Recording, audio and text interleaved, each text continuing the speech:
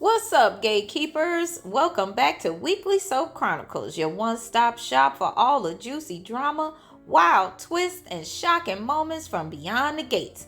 I'm your girl Phil, and today I'm diving into the chaos of episodes 122 and 123. Trust me, you're gonna want to grab some popcorn for this one. But first, like, subscribe, and hit that notification bell so you never miss a recap with a little bit of flair. Let's get into it. All right, so let's kick things off with episode 122. The Duprees are still worried because Chelsea's been gone all night, and they know the longer that she's gone, the less the odds are that she'll be found.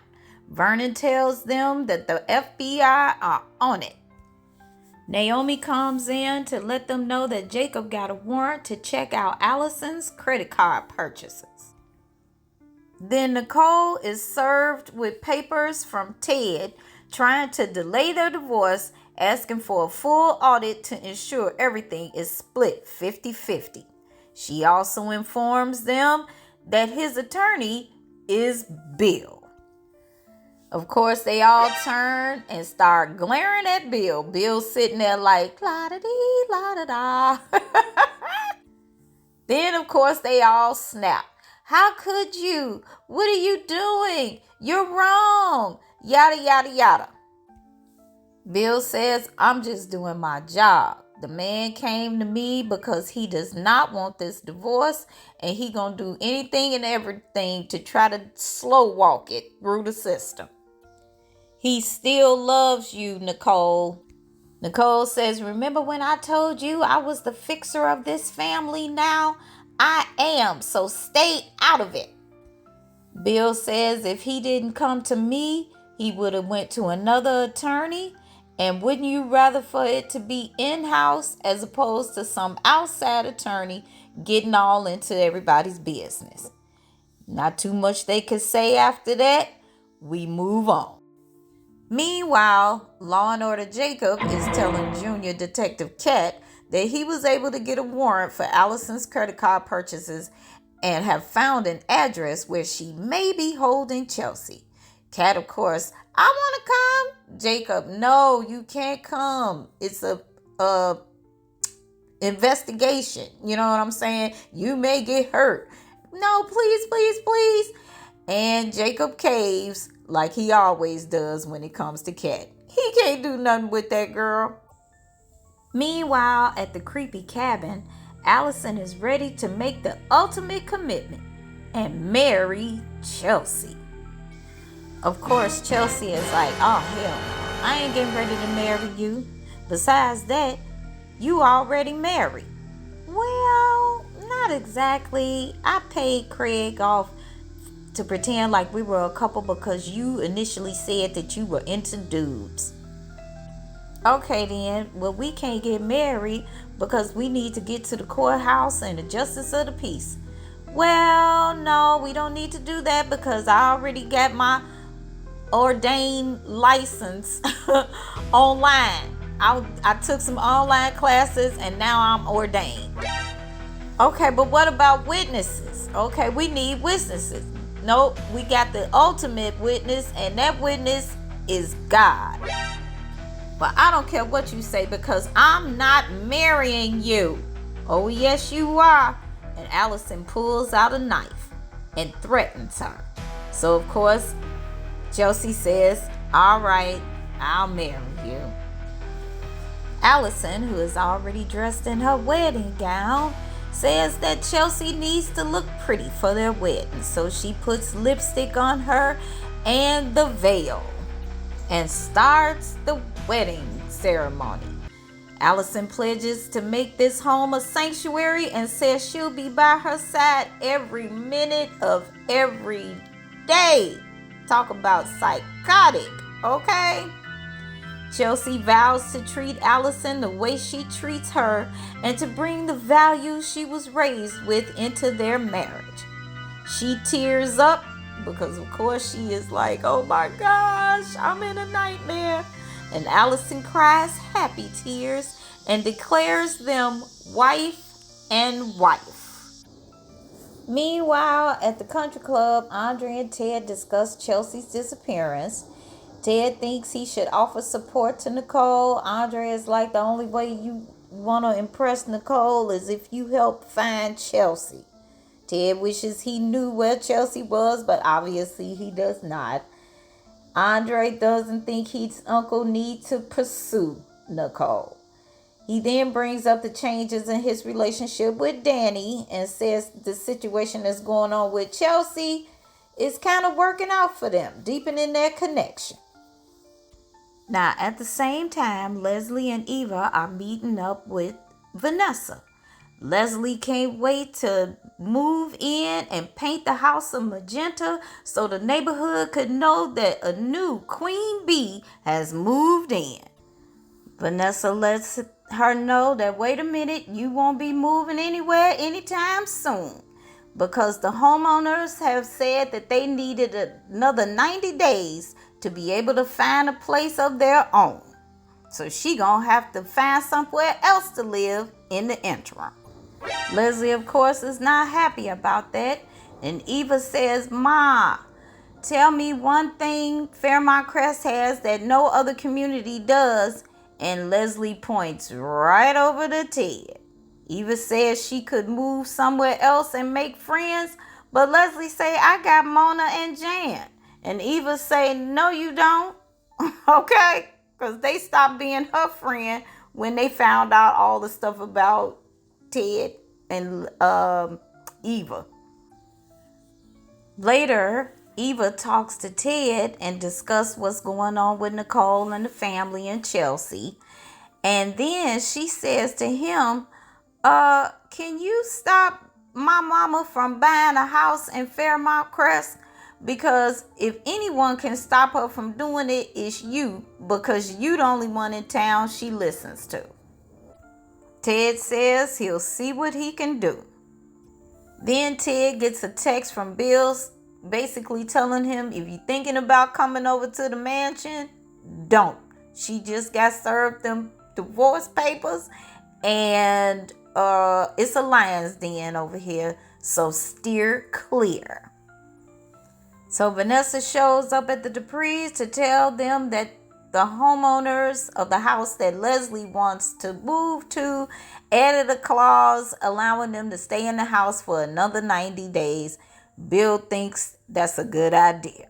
Then later, Bill shows up at Leslie's apartment and tells her to stay away from the Duprees forever. They don't want her in their neighborhood, and then she refuses, but he reminds her how far he's willing to go to protect his clients. And finally, after using the warrant and picking a lot to gain entry into Allison's house, Kat snagged a key from a storage unit that she found.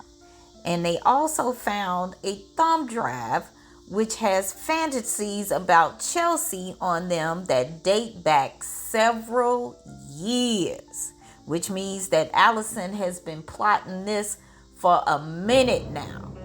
Ooh, it gets better and better. All right, gatekeepers, so let's fast forward to episode 123. After Bill leaves her apartment, Leslie locks her door, and then she hears a knock. She yells at him through the door that she'll file a cease and desist against him. Do you hear me, Billy Goat? But it turns out it's Ted.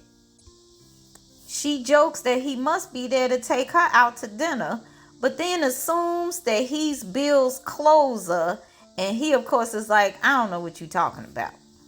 Of course, he's there to try to talk her out of buying the house across the Duprees and suggests that she moves into his house. He tells her that Nicole is divorcing him, which of course is right up Leslie's alley, and she is like, yes, there is a God, right? Tell me how you really feel, Dana, Ted says. Leslie calls the woman a spoiled brat, and he's better off without her. Ted is kind of thinking that Leslie is right because he's been fighting so hard to slow down the divorce, But Nicole insists it's over. But now, Ted, you didn't really give that much effort into winning your woman back. He says he's worried she'll take half of everything he owns. He owns his house alone and offers it to Leslie for free. Now, of course, Leslie is confused. It's not like he's her biggest fan, and he knows he's been unkind, but she took a wrecking ball to his life. But at the same time, she gave him Eva. He wants to transfer the deed to her, the place where his kids grew up, and then Eva can live in his family home with her mama. Leslie is touched. He tells her that once the divorce is finalized, maybe he can even move back in. But he's not suggesting a romance. But he can't live in a hotel like Dylan from 90210, which they both laugh about that. Meanwhile, at the Duprees, Nicole and Martin talk about how cute Chelsea and Kat were as kids and how Kat must be driving Jacob crazy, which we know she is, right? Then he lets her know that he's been staying at the house, albeit on the sofa. But he has a good feeling about them reuniting. Then he asks Nicole about Ted. And she drops the bomb and says, I filed for divorce. Divorce? You ain't gonna try to give it a chance? I know that my dad still loves you. And Nicole is like, my mind is made up. Now later, Leslie is led into Nicole and Ted's house. She says she likes the housekeeper and may keep her after she moves in. Nicole is like, what are you doing here? And Leslie proceeds to tell her, Nikki, you need to go ahead and pack, baby girl, because Ted is busy transferring the deed to the house to her, and she will be moving in, leaving Nicole stunned. Meanwhile, at the office, Tomas talks to Bill on a call, reassuring him that the office is under control. Eva then arrives, and of course, he thinks that she looks beautiful. Oh, you so beautiful. Now, why you telling another woman how beautiful she is when you got a girlfriend? Okay, Tomas ain't right. I don't like him. Any rate, she tells him thanks and says that her mom is supposedly buying the house across the street from the Duprees. She asks for Ted's help, but wants Tomas's help as reinforcement. But he is telling her, nah, I don't know if I'm going to be able to help because I'm real busy around here covering for Bill. Eva says that she thinks that he should really be with Kat during this time of need, and if Kat is worried, I'm worried too. Well, then go ahead and be by her side. But whenever Eva always says anything about being with Kat or asking about the relationship, he is slow. I should be with her, but boy, bye. Meanwhile, Kat and Jacob read Allison's journal and realize that she's been after Chelsea for years. Kat starts to freak out, worrying that Allison's going to hurt Chelsea, and she starts to cry. Jacob hugs her. Madison arrives and is brought up to speed on the conversation. She worries about Chelsea's life too, and then she tells them that the laceration on her head from what she said was caused by a fall was self-inflicted. Kat calls herself intuitive like her grandma, and she thinks the clock is ticking for Chelsea. He recalls a journal entry where Allison talks about her grandma. She thinks her parents live in Florida, but her grandmother might have property nearby. He goes to find out. He later learns there's a house in Virginia. Kat wants to go. If they wait for the Virginia police, it'll be too late. The three of them rush off to save Chelsea. Meanwhile, at the creepy cabin, Allison finds a ring for her bride and removes one handcuff so they can exchange rings. She wants to kiss the bride, but Chelsea is like, I ain't trying to kiss you. We are not a traditional couple, and no. Allison gets a little hot under the veil as she says they're married. You are now my wife, and we are joined together for all of eternity. So pucker up. Chelsea gives her a quick peck on the lips, causing Allison to start quoting Shakespeare. She expects a wedding night of intimacy. It's time for us to consummate the marriage. Chelsea tries to delay, and she lets her know, you know what, with all this planning for the wedding that you've done, you must really be tired. Allison admits she is tired, but not too tired to consummate. So much so that she goes to change and returns in another gown that she calls her wedding night lingerie. And she made a wedding cake.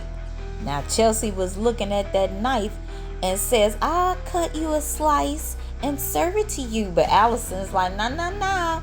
You'll accidentally cut yourself. Although Allison thinks it works wonderfully considering she's a bride too. She wants to feed each other as a commitment to share their sweet life together. Now Allison can't wait to make love. Chelsea refuses, and Allison thinks she'll come around. But Chelsea demands to be released, and I don't love you, Allison. I don't want to do this. I'm not trying to consummate nothing. Allison gets the key and tosses it before grabbing the knife. And Allison goes into full psycho mode. If I can't have you, nobody will. And that's how the episode ends. And that's where we leave things, gatekeepers. Chelsea's life is hanging by a thread. What do you think will happen next? Will Jacob and Kat save Chelsea in time? Is Ted really over Nicole? Or is this just another one of his games with Leslie? Let me know your theories in the comments below. And don't forget to like, subscribe, and hit that notification bell so you never miss an episode of Weekly Soap Chronicles. Until next time, gatekeepers, keep the drama alive.